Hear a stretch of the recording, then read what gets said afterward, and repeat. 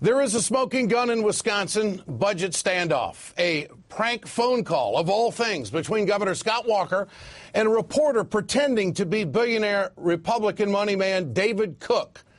Koch, yeah, that's his name, has really got America buzzing. Ian Murphy, the editor of the website Buffalo Beast, somehow managed to get Governor Walker on the phone and fooled him into believing that he was billionaire David Koch. The prank phone call exposed Walker and really ripped the scab off the sick relationship between Republicans and their corporate puppet masters. Keep in mind, in the last election cycle, the Koch brothers poured in $43,000 into Walker's campaign. They gave $1 million to the Republicans Governors Association, which funneled an additional $65,000 to Walker. But here's the big number. Then the Republican Governors Association turned and spent $3.4 million attacking Walker's Democratic opponent. That kind of money is big shakes to a guy like Scott Walker, who wants power, but it's really chicken feed to the Koch boys. The bigger story is what Governor Walker can do for energy companies like Koch Industries. We'll have more on that later on in this broadcast. The call went on for about 20 minutes. And we will play the key moments of that phone call, including this one that happened early on. Walker describes how Republicans are ratcheting up the pressure on the Wisconsin 14. Each day we're going to ratchet it up a little bit. The Senate Majority Leader had a great plan he told them about this morning.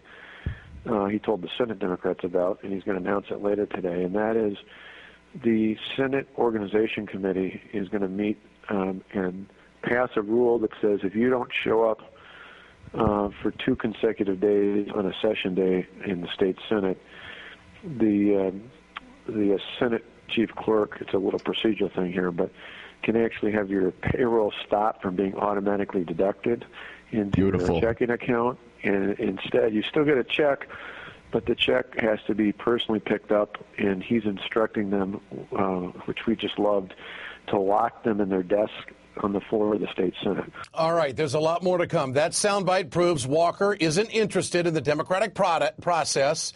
He just wants to play political games with the Democrats' paychecks. Walker goes on to explain how he contacted one of the Wisconsin 14 senators over the weekend. No, you're not talking to any of these Democrat bastards, are you? There's one guy that's actually voted with me on a bunch of things I called on Saturday for about 45 minutes. Mainly to tell him that while I appreciate his friendship and he worked with us on other things, tell him why I wasn't going to budge. Mainly because he's about the only reasonable one over there, and I figured if I talked to him, he'd go back to the rest of the gang and say, you know, I've known Walker for 20 years. He's not budging. Oh, what's his name again? His name is Tim Cullen. All right. I'll have to give that man a call. Well, actually, in his case, I wouldn't call him, and I'll tell you why. He's pretty reasonable, but he's not one of us. Not one of us. I wonder if Walker means billionaires or Republicans. Later in the call, Walker lays out a plot to trap the Wisconsin 14 so Republicans can stage a sneak attack vote. An interesting idea that was brought up to me this morning by my chief of staff, if we won't do it till tomorrow, is putting out an appeal to the Democrat leader that I would be willing to sit down and talk to him, the Assembly Democrat leader, plus the other 2 Republican leaders. Talk, not negotiate, and listen to what they have to say. If they will, in turn, but I'll only do it if all 14 of them come back and sit down in the state assembly. They can recess it to come back over and talk to me, but they'll have to go back there. The reason for that is we're verifying it this afternoon, but legally we believe once they've gone into session, they don't physically have to be there. If they're actually in session for that day and they take a recess, the 19 Senate Republicans could then go into action and they'd have a quorum because they started out that way. So we're double checking that, but that would be the only, if you heard that I was going to talk to them, that would be the only reason why is we would only do it if they came back to the Capitol with all 14 of them. And my sense is, hell, I'll talk. If they want to yell at me for an hour, you know, I'm used to that.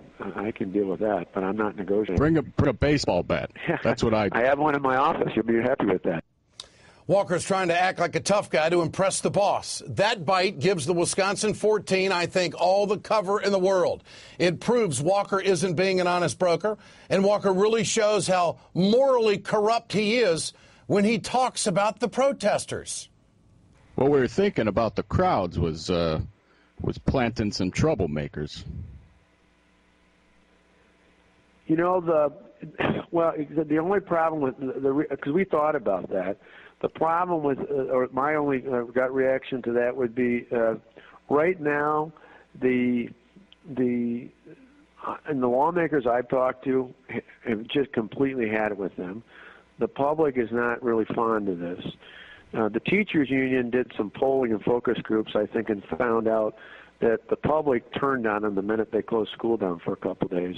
The guys we got left are largely from out of state, and I keep dismissing it in all my press comments, saying, they're mostly from out of state.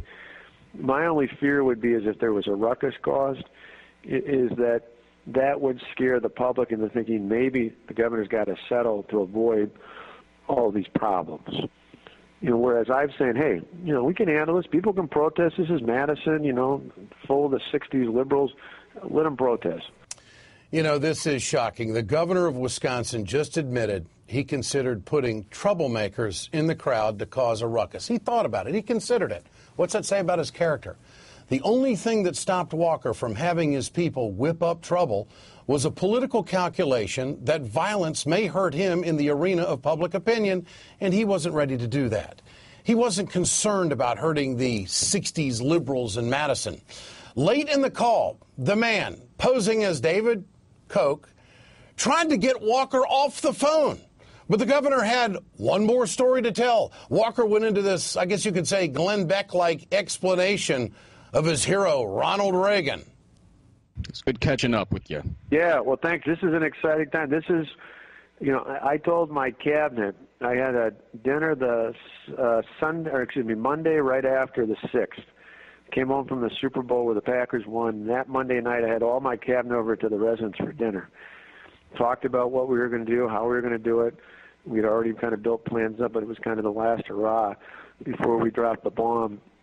And I stood up and I pulled out a picture of Ronald Reagan. And I said, this may seem a little melodramatic, but 30 years ago, Ronald Reagan, whose 100th birthday we just celebrated the day before, had one of the most defining moments of his political career, not just his presidency, when he fired the air traffic controllers. And I said, to me, that moment was more important than just for labor relations or even the federal budget. That was the first crack in the Berlin Wall and the fall of communism, because from that point forward, the Soviets and the communists knew that Ronald Reagan wasn't a pushover.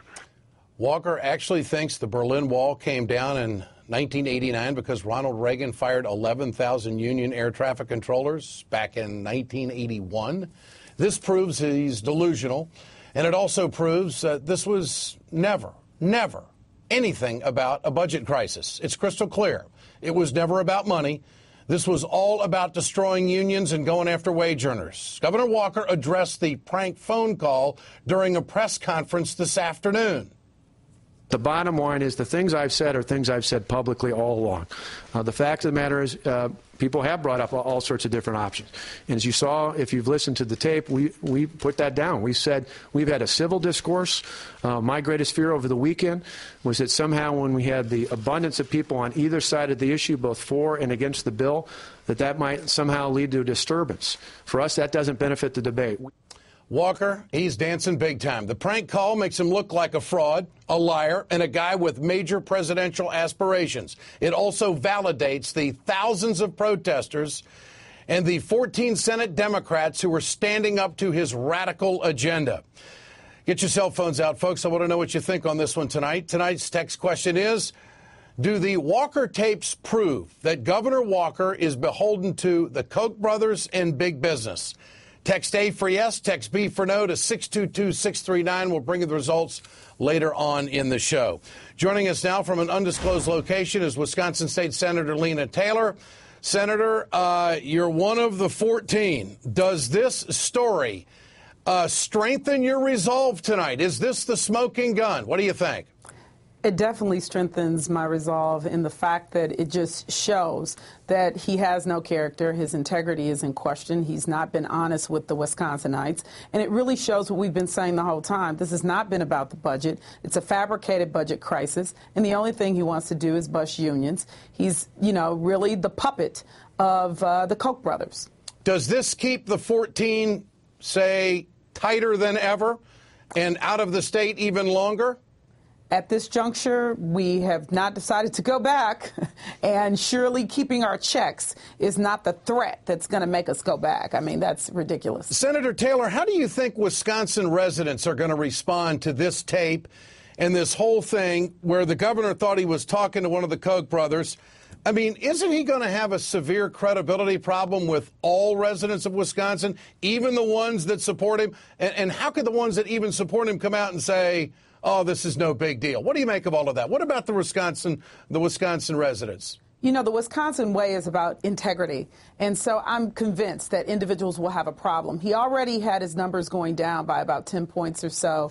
And more importantly, the Wisconsin residents are with the Wisconsin 14. The polls show 60 to 70-something% of individuals agree that workers should be able to have their rights. So now knowing that basically we're not open for business, but we're for sale under Governor Walker, I believe that the numbers will go up, his numbers will go down, and people will continue to go to the Capitol and make a stand against him. What about Senator Cullen? He claims that he spoke to Senator Cullen. First of all, does the group of 14 know that Cullen spoke to the governor? And secondly, is he a weak link? No, he's not a weak link. Yes, we did know that he spoke to him. Senator Cullen told him. We all reached out to Republicans, and the minority leader has also spoken with the governor, and we've reached out to the majority leader. So this is not unusual. We decided that we wanted individuals to reach out and see if they could make any leeway with whatever Republican relationships that they had, because we need someone to have courage and show leadership. So when Senator Cullen shared with us the conversation that he had with the governor, clearly the governor has pegged Senator Cullen wrong. He has not wavered. He's never wavered, and he's with us, and we're united, and we're not turning back at this juncture. Has the governor ever spent 20 minutes talking to you? I've been trying to talk to the governor since before he got elected and since he's been elected. He just won't have a meeting with me. I don't know what it is. He never liked doing those dual meetings with me. And share with our viewers tonight, if you can, Senator, you can tell us now, weren't there 14 of you watching TV and when this story came out and said, can you believe this? There's an element, I know this is a very serious issue because this has affected people's lives, but this has got a real comical element to it, doesn't it? I mean, the guy didn't even know who the hell he was talking to. I had to ask a couple times, is this real? Did he really do this? And it was really, to be honest, I think we were more shame as Wisconsinites that our governor lacks the integrity. I mean, I really wonder, where was he when his dad was preaching? Good question. Senator, great to have you with us tonight. I appreciate your time. Thanks so much. Senator Lena Taylor with us here on The Ed Show.